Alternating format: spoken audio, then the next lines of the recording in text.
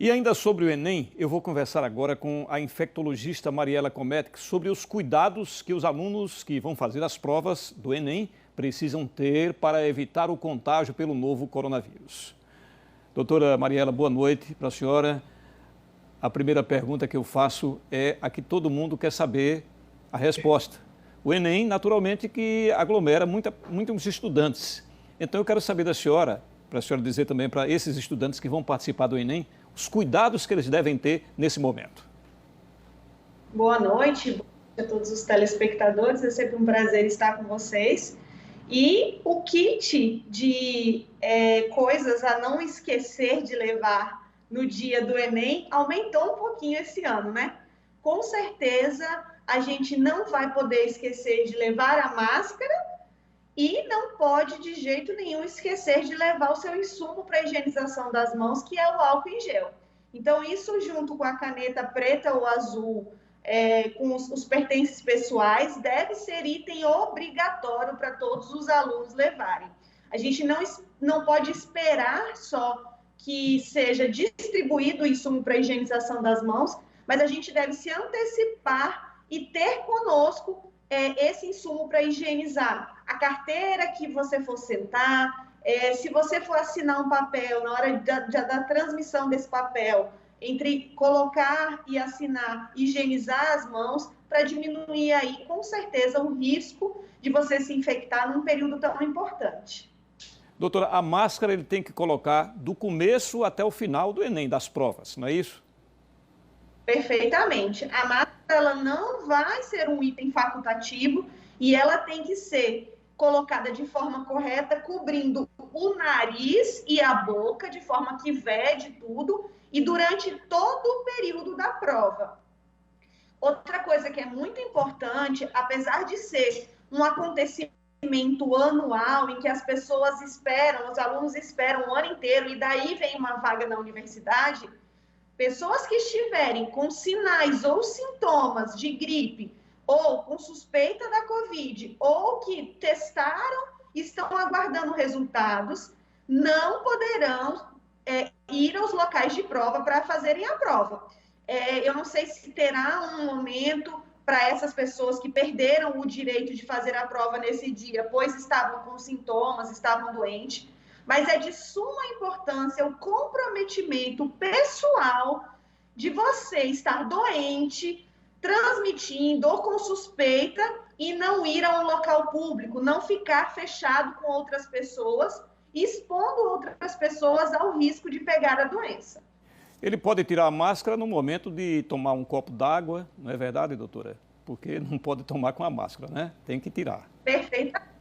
Durante todo o período que estiver fazendo a prova, períodos onde estiver, porque a garrafinha de água também é um item que é autorizado levar. Então, quando for tomar a sua água, comer sua barrinha de cereal, pode tirar a sua máscara. Lembrando que, quando a gente tira a máscara, a gente tem que tirar pelas laterais aqui, pelas alcinhas, comer, tomar e não encostar nessa parte aqui para não se contaminar, certo? E aí voltar a máscara sem contaminar, sem tocar nessa parte externa. Essas medidas adotadas pelo Ministério da Educação, doutora, pode ter, por exemplo, um candidato eliminado se ele não cumprir essas regras? O candidato pode ser eliminado? Precisa de uma autorresponsabilização. Existem muitas coisas que são subjetivas, ou seja, febre. O paciente ele pode ter tido febre na noite anterior, tomado uma medicação, e mesmo que alguém fique aferindo a temperatura na entrada, às vezes ele não vai estar com febre naquele momento.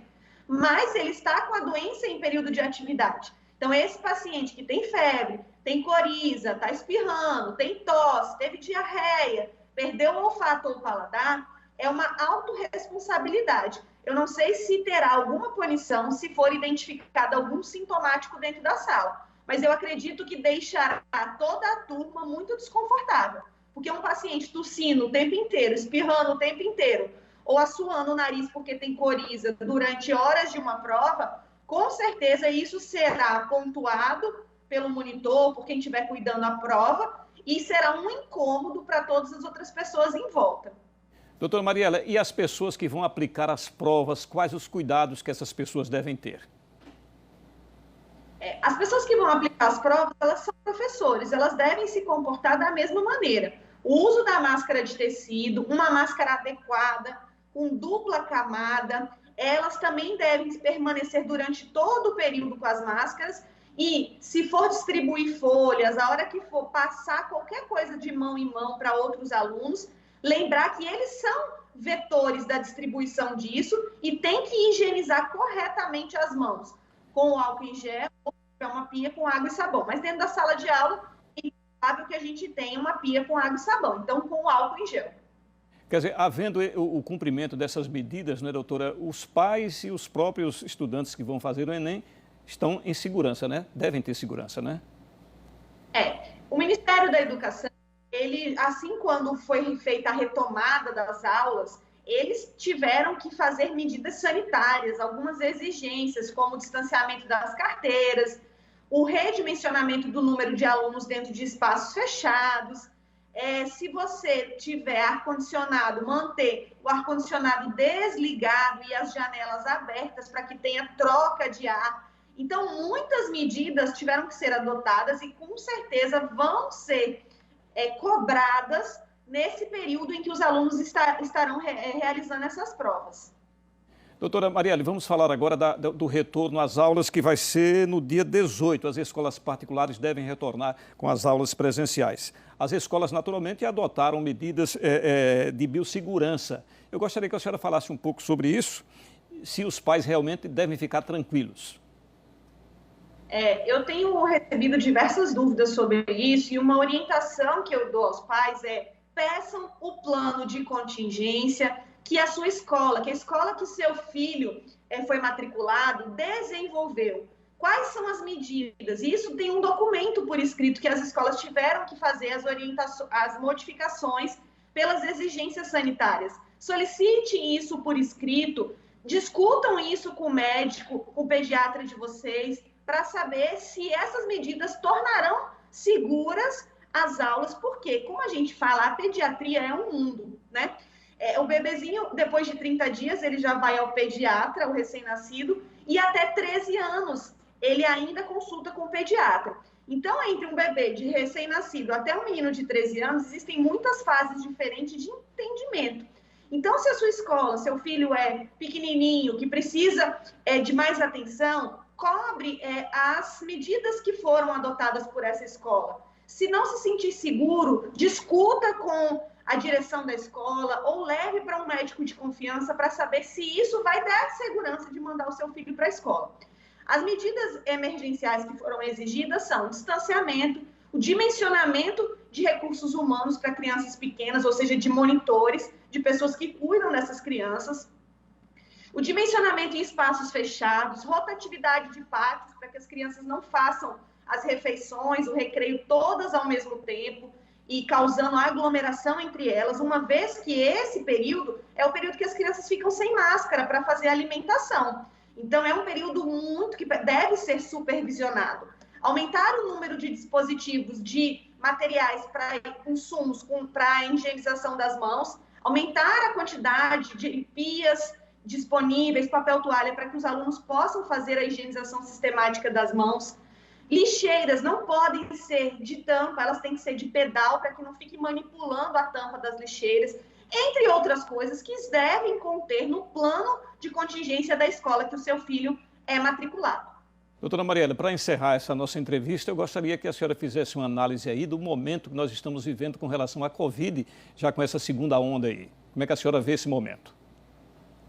O estado de Sergipe, ele viveu um período muito cruel no trimestre ali de maio, junho, julho. Nós tivemos aí realmente quase que uma saturação que prejudicou a assistência, com certeza, das pessoas que precisavam do atendimento. A gente teve uma saturação dos serviços de saúde.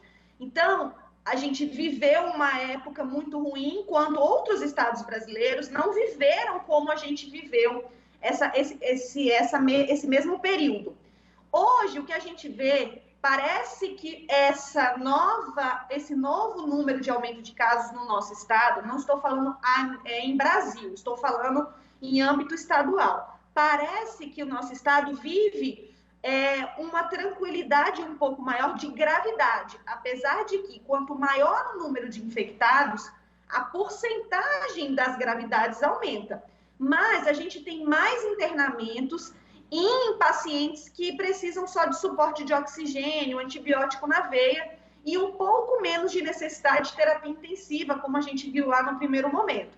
Mas ainda vivemos um período de alerta, a doença não tem tratamento específico, o tratamento é de suporte, a gente vem sofrendo um aumento do número de casos a cada período em que a gente tem. Por exemplo, a gente teve um boom quando teve a campanha, de 30 a 40 dias depois a gente sofreu com um aumento gradativo de casos.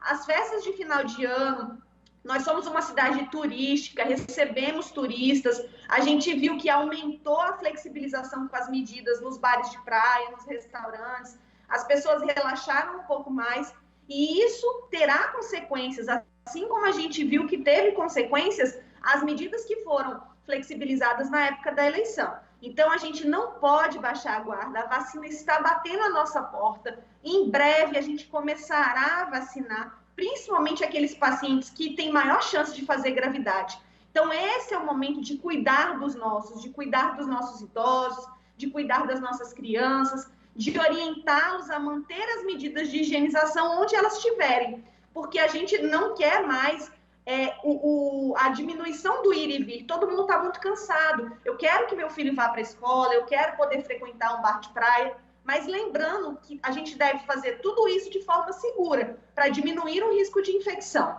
Certeza. Eu falei com a infectologista Marielle Cometic, a quem agradeço neste momento a sua participação aqui no Jornal do Estado. Boa noite para a senhora, doutora. Eu que agradeço. Boa noite.